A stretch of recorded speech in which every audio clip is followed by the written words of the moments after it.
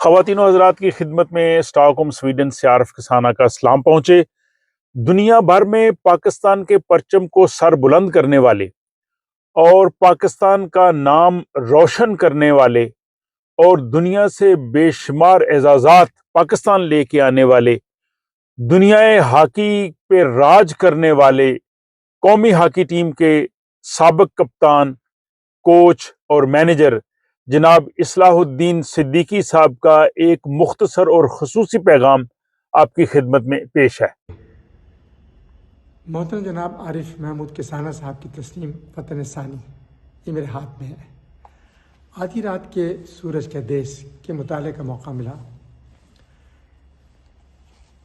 National بک foundation اسلام آباد نے اسے بہت اچھے انداز میں طبع کیا ہے۔ سویڈن کے بارے میں اتنی اچھی کتاب میری نظر سے پہلے نہیں گزری۔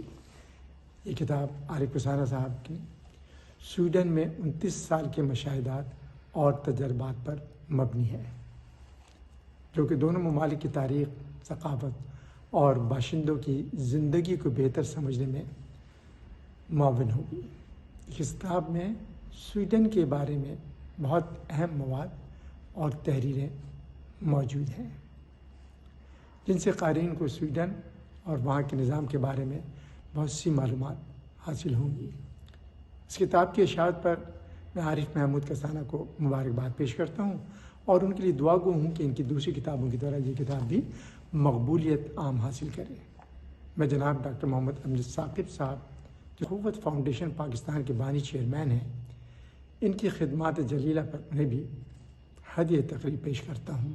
ان کی تنظیم پاکستان اور پاکستان کے باہر بھی انتہائی قابل قدر خدمات انجام دے رہی ہے۔ اخوت کے فلاحی منصوبوں کے ساتھ تعاون کرنے پر سویڈن میں مقیم تمام پاکستانیوں، خصوصاً عارف کسانہ صاحب کا بے حد مشکور ہوں۔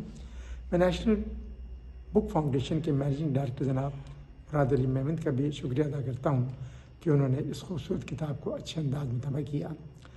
میں جب کبھی بھی اسلام آباد یا سویڈن آؤں گا تو انشاءاللہ آپ لوگوں سے ملاقات ضرور کروں گا۔ آخر میں اپنے دوست بھائی صدیق صاحب کا بھی شکر گزار ہوں کہ وہ مجھے اس نیک کام میں ہمیشہ یاد کرتے ہیں، اور امید کرتا ہوں کہ اسی طرح یاد کرتے رہیں گے۔ پاکستان زندہ باد۔